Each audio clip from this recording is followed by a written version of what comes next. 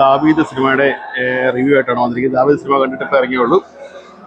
ഒരു average movie കേട്ടോ. എന്ന് വെച്ചാൽ ഒരു വേൾഡ് ചാമ്പ്യൻ ബോക്സറെ ഒരു പ്രത്യേക സാഹചര്യത്തിൽ ഒരു ബൗൺസർക്ക് ഇടിച്ച് താഴെ ഇടേണ്ടി വന്നു. അതിനെ തുടർന്നുണ്ടായ ചില സംഭവവികാസങ്ങൾ, അതാണ് സിനിമ പറയുന്നത്. ഒരു വൺ ടൈം വാച്ച് മൂവി, അതേ പറയാനുള്ളൂ. എന്ന് വെച്ചാൽ അതിനകത്ത് നന്നായിരിക്കുന്നത് മറ്റേ പെപ്പയുടെ മകളായിട്ടൊരു കൊച്ചഭിനയിക്കുന്നുണ്ട്, അത് നന്നായിട്ടുണ്ട്. വിജയരാഘവന്, പെപ്പെ, ഇതൊക്കെ ഒരു ആസ്യൂഷ്വലൊരു കഥാപാത്രം മാത്രമേ അവർ ചെയ്യുന്നുള്ളൂ.